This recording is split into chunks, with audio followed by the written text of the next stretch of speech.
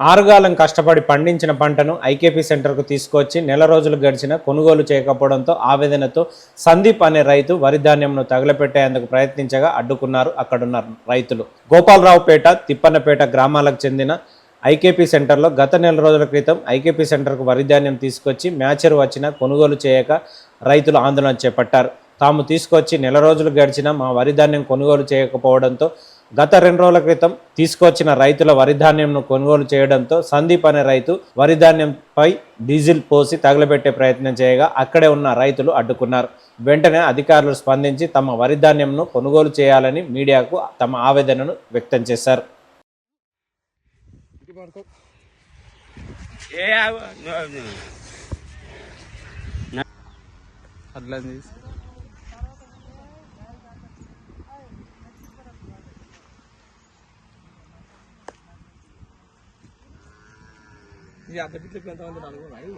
నలుగురు ఉన్నారు కానీ పొద్దుగాల నుంచి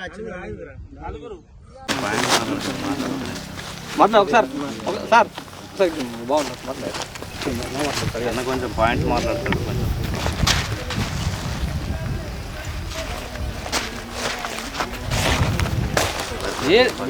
చేసొద్దు కలకరా చెప్పు. ఇప్పుడు నలుగురు ఉండే రాకనపై ఏం చేస్తారు చెప్పు.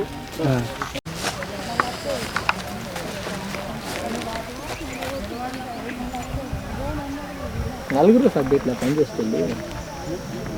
నలుగురు తారీఖులు వర్షాలు అన్నారు. ఇప్పుడు మడ్డల వడ్లు గవర్నమెంట్ వేస్తారు. అవి మడ్డలు అవి ఎట్లుంటే అది అన్ని పొలం వడ్లు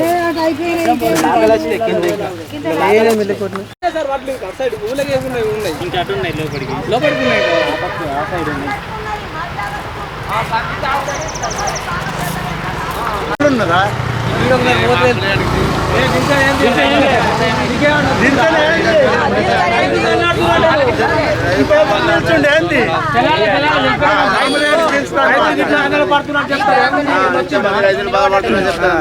వీళ్ళ దగ్గర తెలియలేదు. వీళ్ళు బీచ్లో ఉండదు. ఇల్లు మాట్లాడతారు భయం ఉంది.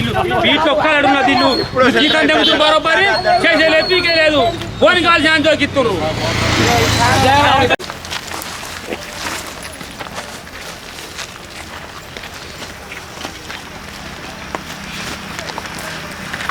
నా పేరు అంబటి సందీప్. మాది జైత్యాల జిల్లా గోపాలరావుపేట విలేజ్. మాది ఇక్కడ నేను ఏప్రిల్ 22 నాడు పొలం కోసాను. ఇక్కడ అధికారులు ఎప్పుడు వచ్చి పట్టించుకోలేరు. మేము మే 3 నాడు మ్యాచర్ వచ్చినాయి. వచ్చి జోకమా అంటే ఇవాళ జోకుతాం, రేపు జోకుతాం, నీ లైన్లో రాసినాం, ఇంకా నీ లైన్ రాలేదు అంటారు. ఈరోజు అది మాది లైన్ ఉంది. ఈరోజు ప్రొద్దున జోకుమాని కాంట కాడికి వస్తే వాళ్ళు వేరే కాడికి పంపించారు కాంట. ఇప్పటికీ ఇది గ్యాస్ వచ్చిన తర్వాత అధికారులు ఎవరు వచ్చి రెస్పాండ్ కాలేరు. ఇప్పటికి సుధా ఇంకా ఇట్లా బీట్లో 4 పనిచేస్తారు. వాళ్ళు ఇప్పటికి వచ్చి ఇది ఏమైంది, ఇన్స్టేజ్ ఏమైందని వచ్చి చూస్తాను లేరు.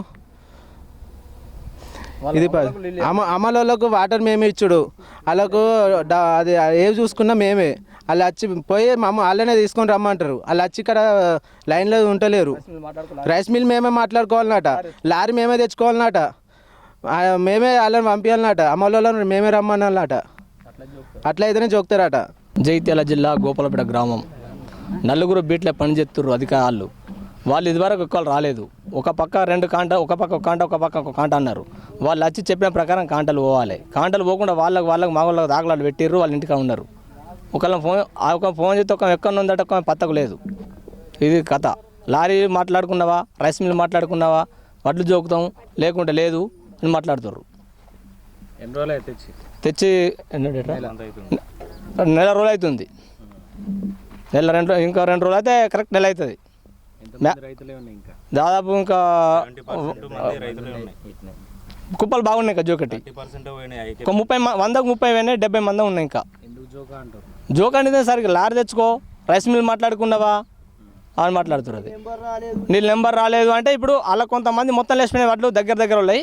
ఈ దూరం ఉండాలి, వడ్లు దూరం ఉన్నాయి. ఇవాళ నెంబర్ వచ్చింది.